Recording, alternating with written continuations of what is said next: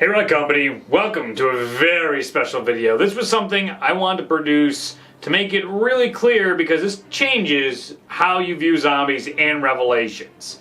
Let me tell you about the overlooked story inside zombies. That our Gauffin universe on the timeline has gotten next to no traction in our community, which baffles me. So first we start in the beginning. The Keepers are created. There's only Keepers. There's only these guys. We have nice Keepers in existence. And they decide, hey, guess what? I think we should create something to manipulate space and time. Now, obviously, there's some evolution in time that goes through this, but they create this thing called the summoning key. And it can manipulate the ether that's all around them, or what we know as reality itself. The fabric of space and time is the ether. Using the summoning key, they bend physics and reality to create this mystical world called Argatha. Pardon pronunciations, that's just how I say it. Once the Keepers created Argatha, they all decided to start making rules about reality and started putting all these things in. This is why I started making this video, because there's a quote in Go Rod Crovey where Monty says this. You see, the thing is, I'm meant to stay on the sidelines, not really supposed to get involved. Free will and all that stuff. Oh, that was my idea, by the way. However, I do see stuff now and then that makes me go, ooh, that's not good. I really should do something. But the thing is, all I can really do is give things a little nudge. Sow a seed, plant an idea, see what grows, see what sticks. You might say, Reed, what does that quote mean? Who cares about that was his idea? In particular, in that quote, he says free will was his idea. This started this idea in my head because you get another quote in the game saying that the Shadow Man used to be Dr. Monty's best friend. They were inseparable together. I knew a bloke, and I'm talking way back. He was the sweetest, most charming individual you could ever wish to meet. It was funny too. We used to have such a good old laugh together. Honestly, my sides hurt thinking about it. Kaboom. He was my friend. He was my best friend. And then the Apothicons got hold of him. Since then, he's pretty much acted as their agent, zipping around the galaxy. Wait, I keep changing it, don't I? Which do you prefer? Universe, multiverse, omni-fucking-verse? Oh, it doesn't really fucking matter, does it? Yeah, let's get on with it. Short version is, he's no longer sweet, charming, or funny. He's what brought them here when he escaped the key. And I started thinking about these master keepers, maybe overlords of sorts, that decided to shape reality. They had a committee. Dr. Monty was on it, or who would become Dr. Monty. The forms we see in the Shadow Man or Dr. Monty isn't necessarily the forms they've had in the past. We know this because we see the Shadow Man look like Maxis inside Shadows of Evil and in the beginning of the Revelations cutscene, but when we fight him, he takes on his Apothicon form. Alright? So, on this table, we know two for sure that we're probably shaping reality because of what a role the Shadow Man has played in the narrative so far. And we also have this other person called Newton. Now, Newton's cookbook is inside the game, and people pointed out he's helping Monty by creating these 115-induced gobblegums and all the things inside the game. Newton is probably a keeper as well, helping our characters on the side of Monty. So this is interesting. We might be setting up some kind of group of people that rule over the Keepers. Now what ends up happening when they get the summoning key, they start experimenting with space and time. The Keepers are a reflection of humanity just at a greater level. This is very much taking a lot out of theology from all sorts of cultures in life if you're not picking up on this. Now talking about these characters, there's an idea about our shattered universes. It's still you. These fractures in time could cause fractures within the Keepers as well. We might see fractures of our Keeper characters in some shape, way, or form. If you don't remember Monty's quote, he talks about the world being fractured. You need to stop thinking in terms of originals, old and new. It's not like that. When you look in the mirror, it's still you. If you crack that mirror, you see multiple reflections. It doesn't mean you've actually multiplied, does it? You know what, let me show you what I mean by my shattered mirror theory. Come on, let's go see this. The universe is fractured and broken. Now, We all talk about the shattered universe as a theory in our heads and what it means inside to be still the same but slightly different. If we crack a mirror, it's still you. Just because there's different versions of me doesn't mean I'm not the same person.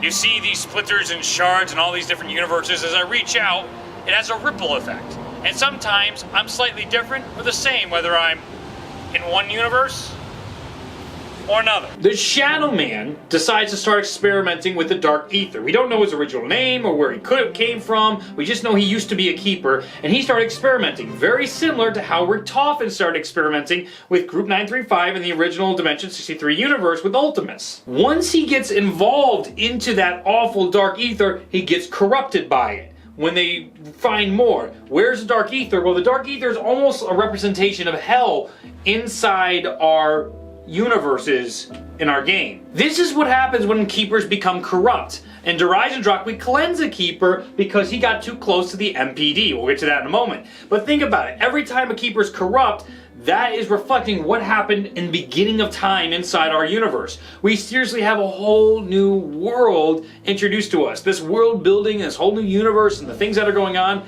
is a way to keep the conversation going in Zombie. So you have the good keepers that didn't experiment with Dark Ether starting to get upset at the bad keepers that are now corrupt because they're using this Dark Ether to do all kinds of crazy things. They're becoming obsessed with Argatha and they want to control everything. War breaks out. You have the good keepers versus the corrupt keepers. They start fighting and fighting until the corrupt keepers are going to lose. And they say, oh, wait a minute, we have an idea.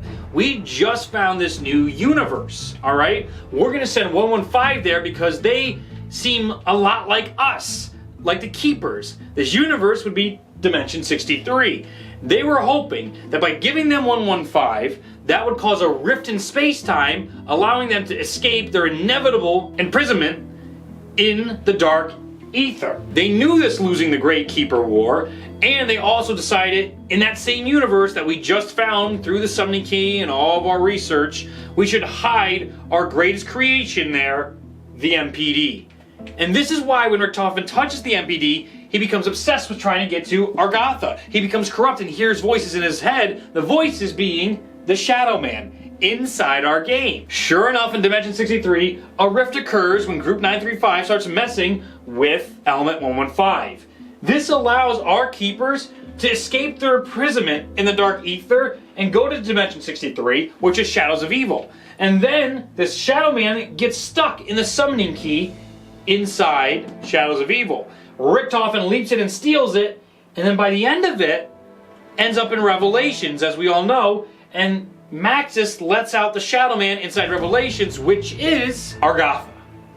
Now, why can't they go to Argatha? Why is it an issue that they're inside Argatha and all this stuff? Well, this starts getting down to why the souls are so important. Now, I don't have the strongest interpretation of the souls right now, but we're working on it because it's meant to be vague. This is why the kids' souls mattered inside the game. You need to have a soul to enter Argatha, to get to this heavenly place. By messing with the Dark Ether, your soul gets corrupted. So that's why Ultimus Richtofen was no good anymore. And that's why we had to go on our adventures in the last game to go find souls that were still in our bodies, that Primus could give up and sacrifice. When Primus is at the end of Revelations, they don't have any souls, so they can't exist inside Argatha anymore. It's not gonna happen. But because they drank blood vials from people that did have souls in universes that don't exist anymore, it causes the paradox. Now you might say, why don't the Apothicons look like keepers? Well, that's explained in the lore. When they were put into the Dark Ether, millennia's passed, and that corrupted what they looked like. It twisted them into these evil creatures that used to resemble what the keepers were like, but are now completely different. This echoes so much of our original storyline. It creates new questions and builds this fantastic lore that explains why the things happened that they did. Revelations now is not a terrible open-ended ending. It has the paradox, which continues to have the loop, but what it does is it beats the corrupt keepers. Revelations is the end of the Great War that was started so long ago with the Keepers. The Keepers imprisoned the Apothicons, but they couldn't get rid of them for good. Now the next great question is, what happened to the summoning key and the chronorium? What was going on in these universes? It's a fabulous question. I'll get into it in more detail on different maps, but to touch on it, Maxis hides it in Zero Base in a fragile reality. That's why it means so much in the comics as well, because it was kept in a place where only people with souls could get it. So the transit crew had to go there because they still had souls. That kept it out of the reach of the Apothicons. Revelations allowed us to wipe out the big leaders of the Keepers' War. We lost the Shadow Man, but there could be one more or two more depending on whoever was on this council and how their civil war ended. We have the summoning key that can still do so much. At the end of the video, remember in the end of our Revelations music video and the end of the game, we see it just floating in space again. This could change everything. This can bend the fabric of reality and time. This could somehow bring them back, make them go away, deal with all kinds of new enemies. There's a whole new era and culture in here that can now impact our game. So you might say we got away from the sci-fi in the past, but what this has done is brought these real characters to reality. Originally it was built on the Vrilya and all this stuff. Well, these are the Vril. The Keepers are a representation of the Vril. They start fighting amongst one another in a civil war. They created crazy technologies to destroy one another, and then they pushed it off until our heroes who happened to survive the fractures.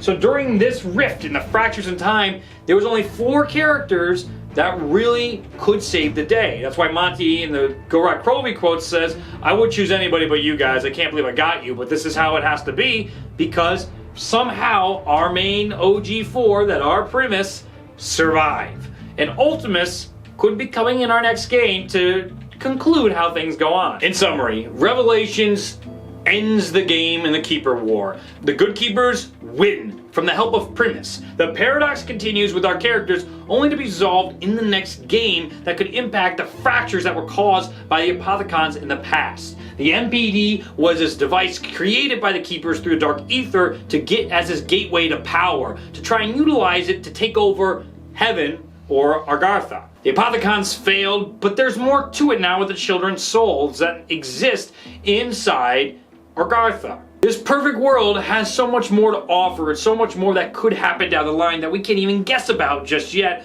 but can change the way we understand the game. The summoning key is now lost in the universe to be used by somebody, maybe our next heroes in the next game, to try and manipulate reality or fight against the Keepers that are in control, or join them. Fight Dr. Monty, or maybe see what else is going on behind the scenes. What they actually did when they learned how to travel between dimensions.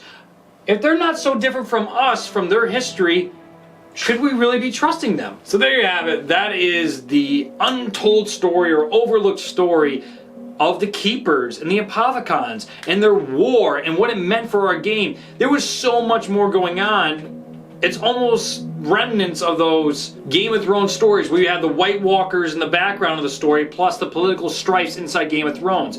Our characters might be the political strife, but the real war is dealing with these Keepers and Apothicons, and by the end, we might have to face the Keepers and the Apothicons in a whole new way. The Shadow Man has been beaten, the Apothicons are down on their luck and gone, but now the Keepers have full power. Are they truly the guardians of the universe, or do we have something to worry about? Thank you so much for watching. I hope you did enjoy this video. Please tell me your thoughts in the comments down below. It's a conversation, and every time we talk, we learn more about the zombie storyline. Subscribe for more Call of Duty Black Ops zombie news and all your zombie entertainment. I'll be attending E3 and checking out all the stuff out there, so be up to date on that coverage, and there'll be all kinds of fun things to look forward to then. I have a lot coming out. The Patreon's almost completely set, so I can't wait to reveal that soon. We're recording that video, and that'll be up, and you'll know when it's available, and we'll have all that content. Thank you guys so much for watching. I hope you did enjoy this video. I'll see you in the next one. Bye.